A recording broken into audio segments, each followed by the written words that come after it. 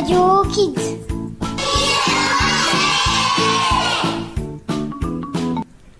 Bonjour à tous, nous sommes aujourd'hui pour la Web Radio Internationale.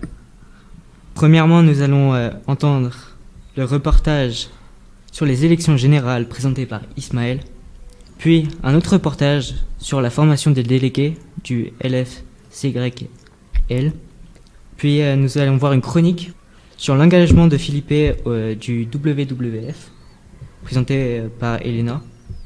Ainsi, nous terminerons par une interview sur le tournoi de foot, présenté toujours par Ismaël.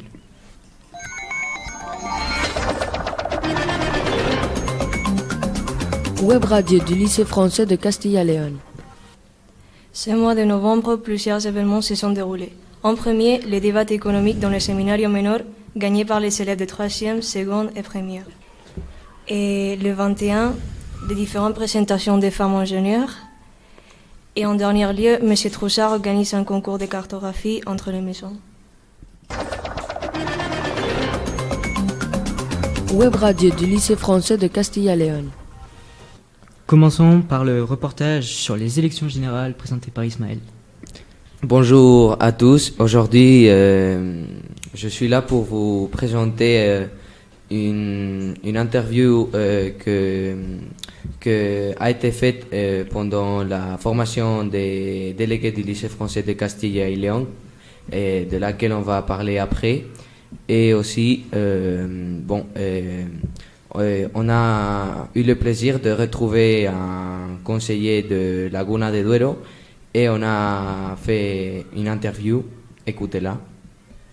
Buenos días, estoy en el Ayuntamiento de Laguna de Duero en una formación de delegados del Liceo Francés y tengo aquí a Juan Carlos Rodríguez, que es el concejal de régimen interno y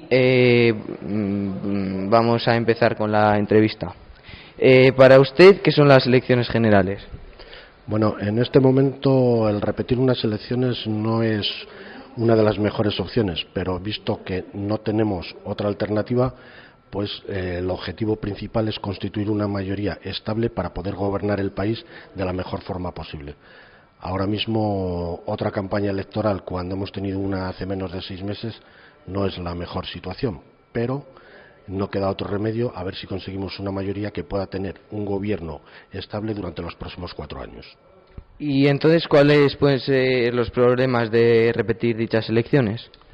El principal problema es que al no haber obtenido una mayoría estable en ninguna de los grupos, tanto lo que solemos denominar la derecha como la izquierda, y ha habido una manifiesta desinformación o nula intención de llegar a un acuerdo, hemos llegado a un proceso en el que otra vez tenemos que repetir elecciones. En mi opinión no va a haber mucha diferencia con respecto a las otras, pero espero que esta vez por lo menos los grupos políticos consigan ponerse de acuerdo y conformen un gobierno que pueda funcionar durante los próximos 4 años, porque si tenemos que repetir 4 años más con un gobierno inestable y con un presupuesto prorrogado, vamos a tener muchos problemas todos. ¿Y a usted qué le parece que el Liceo Francés haga una formación de sus delegados aquí en el Ayuntamiento?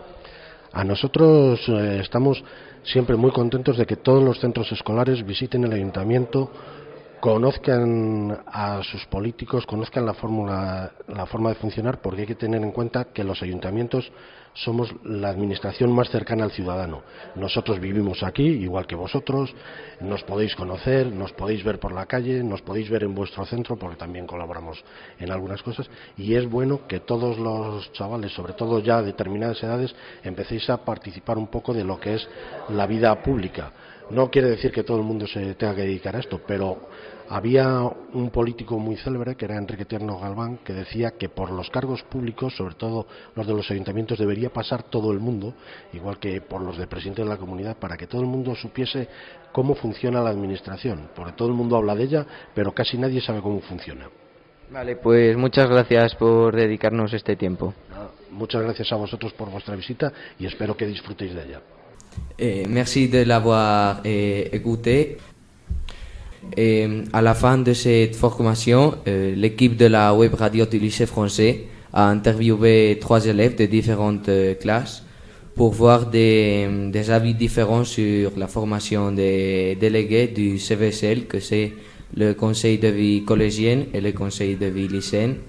Un élève de 5e nous racontait que pour être délégué, on doit être responsable et on doit pouvoir défendre la classe. Et aussi les 2 autres élèves, un de 6e et une élève de seconde, nous ont raconté plus ou moins la même chose, mais aussi l'élève de seconde nous a dit que pour être délégué, on doit avoir aussi la capacité d'écouter les personnes et de pouvoir parler aux professeurs. Et aussi, le sujet de cette formation, c'était faire une simulation du conseil de l'établissement, où il y avait des personnes qui étaient les représentants des parents, aussi des professeurs, des directions et des élèves et de personnel. Et bon, tous ont été d'accord on a fait cette formation car les délégués doivent apprendre à écouter des différents points de vue et choisir les points de vue qui sont les plus importants et les plus pertinents. Ainsi, nous terminons sur le thème des élections et de la formation des délégués. Merci Ismaël.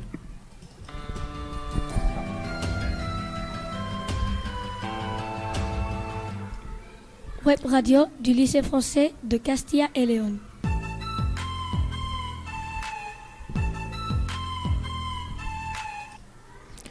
Nous continuons sur la chronique de l'association du WWF, présentée par Elena. Il y a quelques semaines, on a regardé en cours d'histoire géo un documentaire à propos du vol de l'eau dans le parc national de Doñana. C'est un problème qui remonte à l'année 2013 et qui fait que Doñana n'ayait pas suffisamment d'eau. On sait qu'il y a plus de 1000 puits illégaux qui prennent de l'eau du parc pour irriguer les champs agricoles. Dans l'actualité, ce problème est en train d'être résolu, grâce à l'action de la Commission européenne qui a porté plainte contre l'Espagne pour ne pas avoir résolu ce problème précédemment.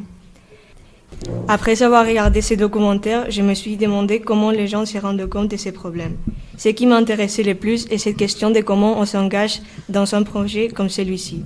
Donc j'ai essayé de me mettre en contact avec Felipe Fuentesal, le responsable de ce thème de l'eau.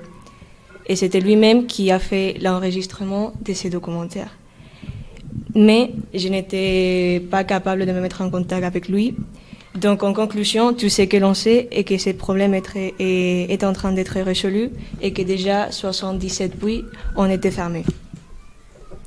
Merci Elena pour cette magnifique chronique.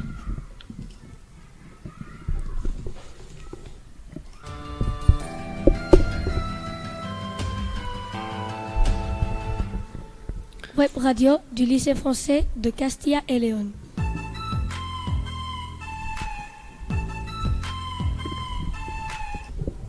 Pour finir, l'interview du tournoi de foot. Rebonjour à tous. Et pour pouvoir parler du tournoi de foot qui s'est déroulé ces jours d'avant, et vous devez savoir que c'est un tournoi qui a été fait par des maisons citoyennes. Et d'abord, je pense que vous devriez savoir qu'est-ce que c'est une maison citoyenne. Donc, à la fin de l'année scolaire de 2018-2019, un programme de maisons citoyennes a été établi. Une maison citoyenne est un groupe d'élèves et de professeurs des classes de CM1 jusqu'à la terminale. Et dans chaque maison, il y a un délégué par classe, un président qui est dans la classe de terminale et 2 professeurs chargés de gérer leur maison. Dans chaque maison, on peut distinguer 3 types d'élèves. Les elfes de terminale à seconde, les lutins de 3e à 5e et finalement les sylphes de 6e à CM1. Les maisons actuelles sont Eros, Nyx, Ananke et Gaïa. L'année passée, des différentes activités ont été proposées. Par exemple, un tournoi multisport qui a gagné Eros et aussi une gincana dans le centre de Valladolid dans laquelle Nyx a réussi à gagner. Et aussi, dans la semaine culturelle de l'année scolaire précédente, les différents élèves ont été désignés pour choisir des logos pour leur maison, un hymne. Et cette année, le tournoi de foot s'est déroulé. Et c'est pour ça qu'aujourd'hui, on a le plaisir d'avoir